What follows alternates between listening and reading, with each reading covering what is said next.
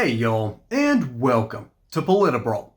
My name is Brian, and Charlie Kirk shuts down this college bro who has one of the worst cases of Elon derangement syndrome we might ever see. This is your brain when you believe in communism.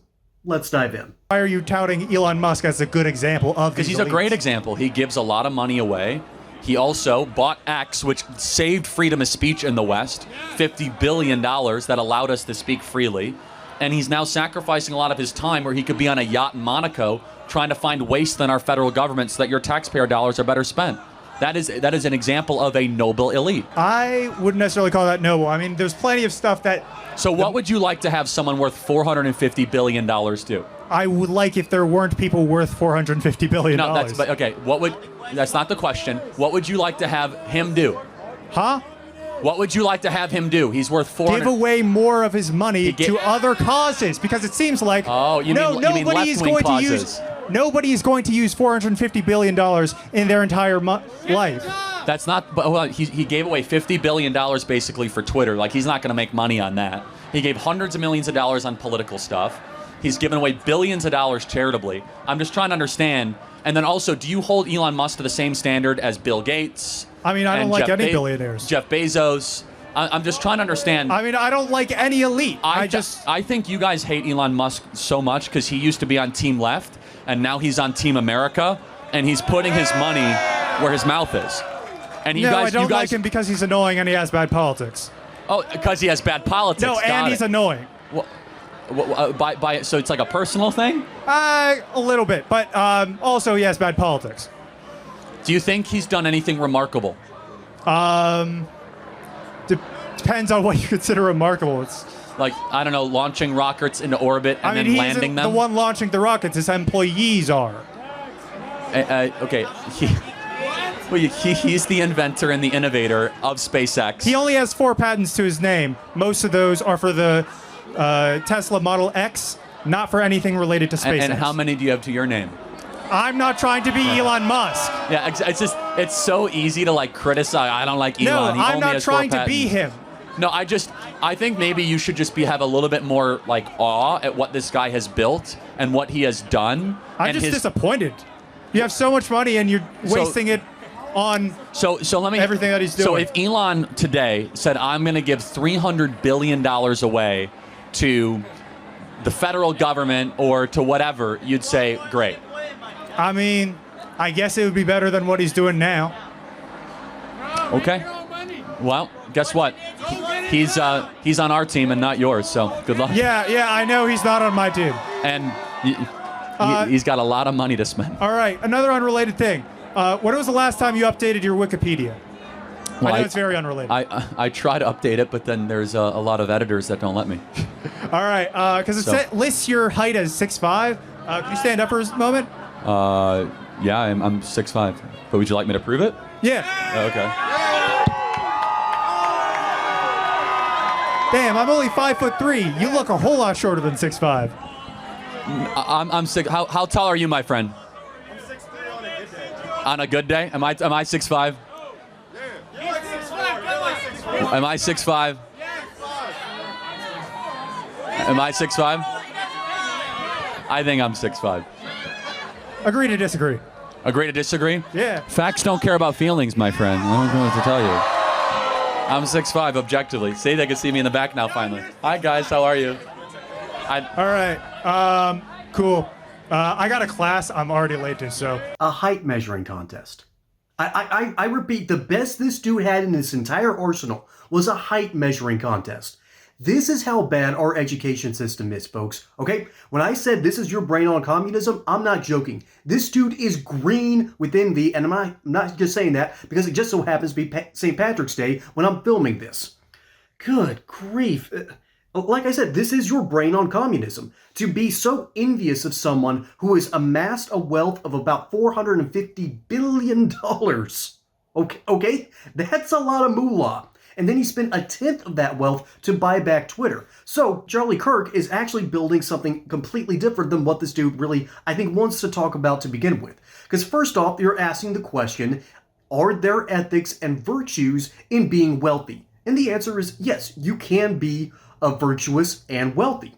Now, there are religious passages all over the place that basically say being wealthy is awful, and the left truly believes in that as well. And when your brain is that cooked by communism, well, you're sad when anyone has any private property whatsoever. That's literally the definition of communism, the attempt to eliminate private property. And then there's socialism, which is the attempt to completely redistribute wealth. You might still have some private property rights here and there, but it's essentially just an attempt to take your money. That is what the left offers nearly every single time, and that's what this student wants to do with billionaires' money. Despite the fact that that's not how their money works. See, this is the issue when it comes to leftists and understanding the idea of net worth. That's how much, if you sold everything you had, all your stocks, all your cash, all your bonds, all your patents, all your ideas, and arguably even your own personality. If you were to sell all of that, that is the estimated worth that you have. So some of that wealth is actually not real whatsoever. It's all about what you have brought to the table. And Elon Musk has quite literally brought just an elite game of genius because he was behind PayPal.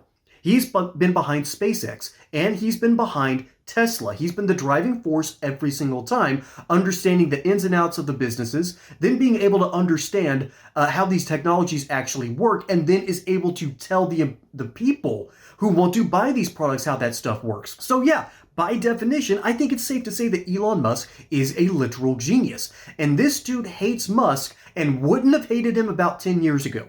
Okay? He would not have cared about Elon Musk 10 years ago. As a matter of fact, he probably would have liked him because back then, Elon Musk was more of just the standard anti-establishment guy who just shared memes all the time and wanted to go to Mars. That's who he was 10 years ago. And then leftists kept on pushing the envelope. And they started doing this heavily after about 2014. And Elon Musk has started to notice things. He started to notice as the left continued to drift farther to the left, he started to realize that maybe I'm not on the left anymore.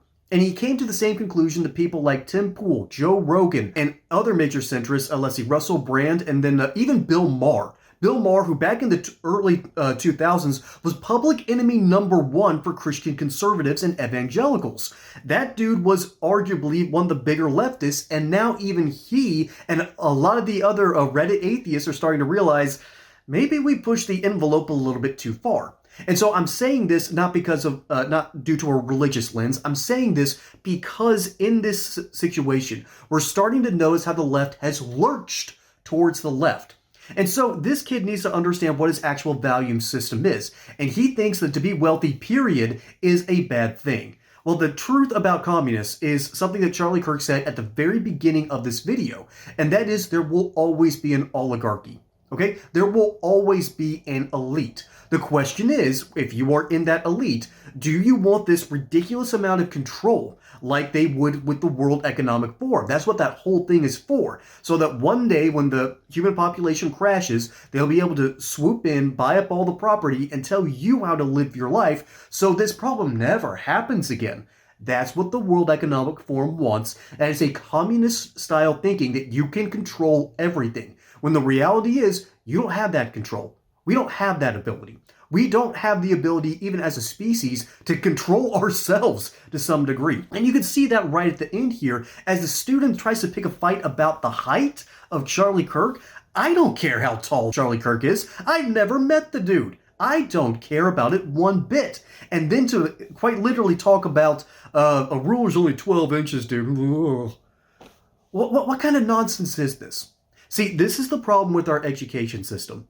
It teaches people to regurgitate and to trust our teachers, when a good education system should teach them logic, reasoning, and basic understanding of concepts. This is why our current model is completely and totally messed up, and that's why we keep on getting students like this who come out espousing a left-wing ideology where they can trust the people in charge to make the right decision time and time again. Woodrow Wilson started this progressive nonsense during his administration, ultimately believing in the idea of progressivism, which is basically just the gateway drug to communism. And in it, that idea is simply put that the bureaucracy knows more than you, and you need to trust educated people to circumvent Congress and start doing things their own way. We have seen that ends up going in terrible directions because the bureaucrats get it wrong. Because unlike the free market and unlike the ideals of capitalism, where you are exposed to failure, the bureaucracy is protected from failure. And that's why these ideologies lose every single time, and that is what Charlie Kirk is trying to dissuade here. But this student, he's too dyed-in-the-wool, and for lack of a better phrase, his brain is cooked. Folks, my name is Brian. Hope you enjoyed that segment here on PolitiBrawl. Don't forget to like and subscribe. Catch you on the next one. Until then, y'all have a good one.